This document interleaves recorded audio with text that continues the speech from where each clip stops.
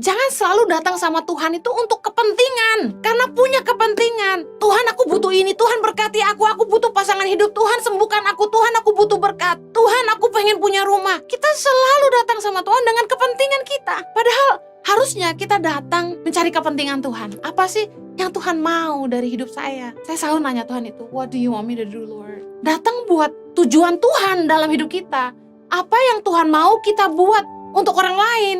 Nggak selalu melulu cari kepentingan kita. Belajar dari Yesus yang rendah hati ngambil rupa seorang hamba. Nggak menganggap kesetaraan dengan Allah sebagai sesuatu yang harus dipertahankan. Tapi dia mau turun ke bawah dan mati buat kita. Karena dia hanya mengedepankan kepentingan Bapaknya. Apa yang jadi kehendak Bapa jauh lebih penting buat dia. Saya mau kupas dalam Lukas 17 tentang tuan dan hamba. Ayat ke-7 bilang gini, siapa di antara kamu yang mempunyai seorang hamba yang membajak lalu mengembalakan ternak baginya akan berkata kepada hamba itu setelah ia pulang dari ladang, mari segera makan. Bukankah sebaliknya ia akan berkata kepada hamba itu, sediakanlah makananku, ikatlah pinggangmu dan layanilah aku sampai selesai aku makan dan minum. Dan sesudah itu, engkau boleh makan dan minum. Ayat 9, adakah ia berterima kasih kepada hamba itu? Karena hamba itu telah melakukan apa yang ditugaskan kepadanya. Demikian jugalah kamu, apabila kamu telah melakukan segala sesuatu yang ditugaskan kepadamu, hendaklah kamu berkata, kami adalah hamba-hamba yang tidak berguna.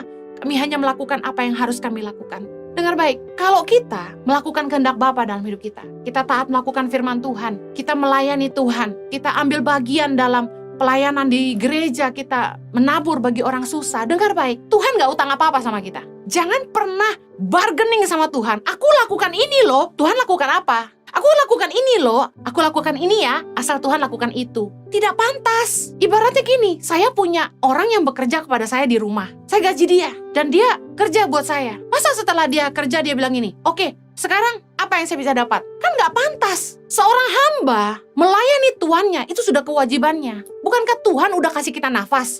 Bukankah Tuhan sudah kasih kita berkat? Udah terlalu banyak yang Tuhan kasih buat kita, tapi kita selalu datang sama Tuhan dengan kepentingan. Seolah-olah Tuhan hutang sama kita. Hubungan tanpa kepentingan ini, datanglah dengan ketulusan di hadapan Tuhan.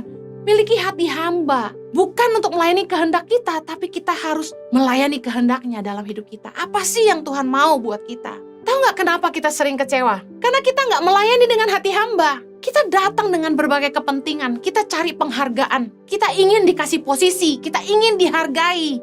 Kalau nggak kita sakit hati. Mari belajar jadi hamba yang hanya melakukan kehendak Bapa. Bahkan kalau Anda bisa melayani Tuhan, saya kasih tahu, talenta itu dari Bapa. Kalau kita bisa dipakai, semua karena anugerah. 2 Korintus 3 ayat 5 bilang gini, dengan diri kami sendiri kami tidak sanggup untuk memperhitungkan sesuatu seolah-olah pekerjaan kami sendiri. Tidak, kesanggupan kami adalah pekerjaan Allah. Kalau saya dimampukan Tuhan untuk bisa jadi berkat bagi Indonesia, menolong ribuan anak di Indonesia, itu bukan karena saya hebat, semua karena anugerahnya. Kalau kita bisa menabur buat pekerjaan Tuhan, bukan karena kita hebat, bukan karena kita kaya, semua karena anugerahnya. Kita nggak sanggup buat apa-apa kalau bukan kemampuan dari Tuhan. Tuhan cukup pencet tombol HB kita turun sampai 5, nggak bangkit kita. Apa yang kita mau banggakan dalam hidup ini? Seperti halnya hubungan kita dengan Tuhan, harusnya kita bukan datang bawa kepentingan kita, tapi kita melayani kepentingan Bapa, tujuan Tuhan dalam hidup kita.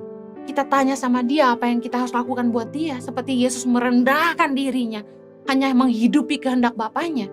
Harus itu yang kita jadi pelajaran berharga dalam hidup kita dalam mengiring Tuhan. Bukan minta ini dan itu. Sama halnya dengan hubungan kita dengan sesama. Sangatlah melelahkan punya hubungan dengan orang-orang di sekeliling kita yang hanya datang dengan berbagai kepentingan.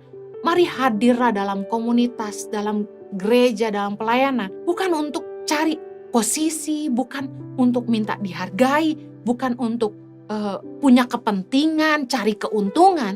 Tapi hadirlah untuk memberi rasa, jadi terang di situ, jadi berkat. Saya mau tutup dengan ini. Waktu kita bekerja di marketplace, kita dapat keuntungan dari bisnis, kita digaji dari pekerjaan. Kalau kita sudah bisa hidup dari situ, jangan lagi cari uang di pelayanan. Karena kalau untuk segala sesuatu yang kita lakukan, kita harus dibayar. Lalu kapan kita punya kesempatan untuk memberikan hidup kita untuk Tuhan? Dulu waktu saya khotbah keliling, setiap kali saya khotbah di gereja-gereja, saya dapat persembahan kasih.